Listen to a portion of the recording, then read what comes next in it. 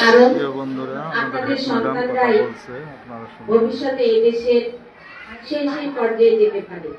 আজকে আমরা যে সারিতে আছি সেই সারিতেও আসতে পারে, আবার প্রাইম মিনিস্টারও হতে পারে, মন্ত্রীও হতে পারে, বিসিএস ক্যাডার হতে পারে, পুলিশ সুপারও হতে পারে, ঠিক না?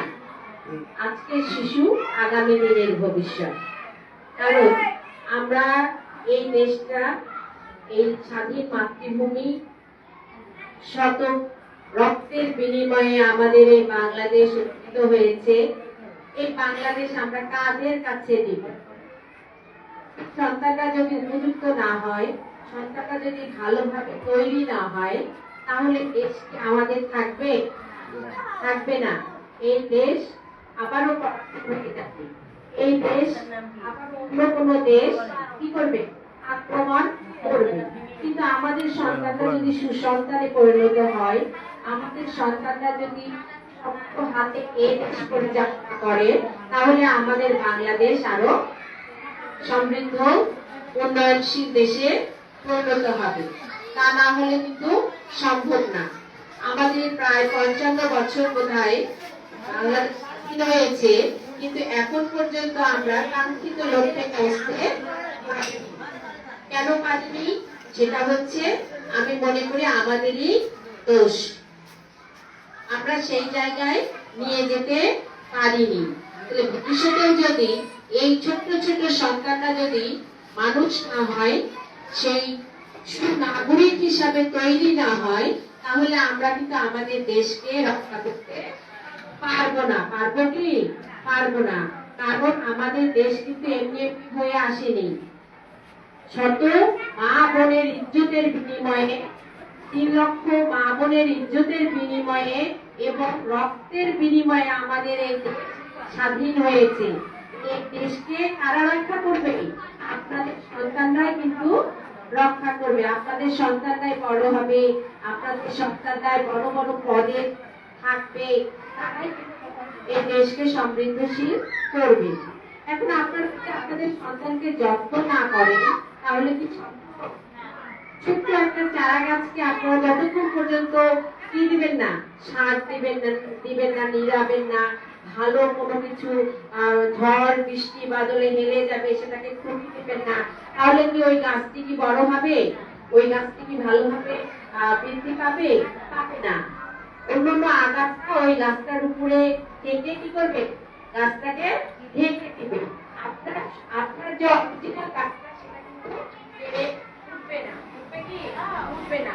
তাহলে এখন আমার কথা হচ্ছে, এই একটা গাছ আর একটা হলো শিশু। বুঝতে পারছেন? একটা গাছ আপনারা গাড়েন, সেটা বেগুনি হোক, পাপাই হোক, তারপরে আপনার লড়াইও না তো ঔষধি গাছ হোক। কিন্তু এই গাছটাকে যখন আপনি বড় করে, কিসের জন্য? যে এই গাছটা বড় হবে আমাকে কি দিবে? বিক্রি করলে 1 লক্ষ টাকা দিবে, 50,000 টাকা দিবে। সেটা অনুযায়ী আপনি গাছটা যত্ন করেন। কিন্তু আপনার শিশু ঠিক অনুরূপ তাই। আপনার শিশুকে যখন আপনার সন্তানকে যখন আপনি বড় করবে, তখন শিশু প্রতিষ্ঠিত হয়েই কিন্তু সে মাসে মাসে কি করবে? ওই 50,000 টাকায় কিন্তু সে ইনকাম করবে না? যার কারণে আজকে আপনাদের এখানে কষ্ট করে ডেকে নিয়ে এসেছি, আপনাদের সন্তানদেরকে আপনারা কিভাবে যত্ন করবেন সেই বিষয়ে বলার জন্য। কারণ একটা মায়ের কাছে, একটা পিতার কাছে নিজের সন্তানের উপরে আর কেউ হতে পারে না। পারে কি? পারে না। কিন্তু এটা একদম বাস্তব সত্য কথা। তারপরেও কেন জানি আপনাদের একটু হলেও কি আছে? গ্যাপ আছে।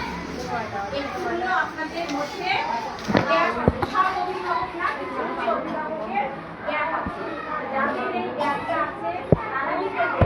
এটাকে উত্তরণ করবে। আর যাদের এই গ্যাপটা নেই তারা আরো সামনের দিকে কিভাবে এগিয়ে যাবে। যেমন আপনাদের মধ্যে এই যে আমার কথাগুলো শোনার জন্য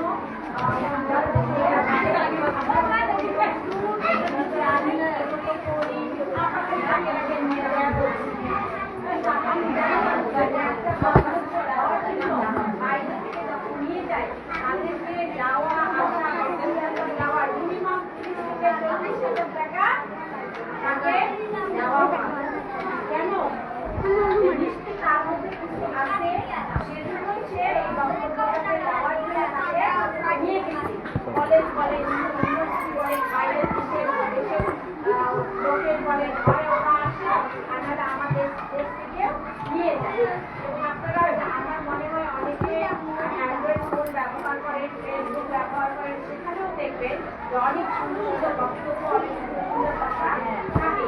এখন আমার কথা হচ্ছে যে আপনারা নিজেদেরকে অবশ্যই মনে করেন যেগুলো আমরা প্রাইমারি স্কুলে পড়াই, টাকা দিতে হয় না, পয়সা দিতে হয় না, আমার বাচ্চার জন্য কোনো খরচ করতে হয় না, আমরা আমার বাচ্চা স্কুলে যাবে আর আসবে। এটা যদি আপনারা মনে করেন তাহলে কিন্তু ভুল করবেন। বুঝতে পারছেন? আপনাদের যে এখানে বেতন দিতে হয় না, কিন্তু আপনারা মনে করেন যে কল্যাণী স্কুলে ক্লাস হয় না, কল্যাণী স্কুলে কত ভালো মতো আমার বাচ্চাকে পরিচর্যা করে না, এই বা করবে না, আমি তো বেতন দেই না, আমার তো টাকা লাগে না, এই কথাটা কিন্তু আপনাদের একদম মাথা থেকে কি করতে হবে, ঝেড়ে ফেলে দিতে হবে। আপনাদেরকে প্রাউড, আপনাদেরকে গর্ববোধ করতে হবে যে আমরা কল্যাণী স্কুলে আমার সন্তান পড়ে, সেই স্কুল সবচেয়ে বেস্ট স্কুল, মানে ভালো স্কুল, সেই স্কুলের টিচাররা শ্রেষ্ঠ।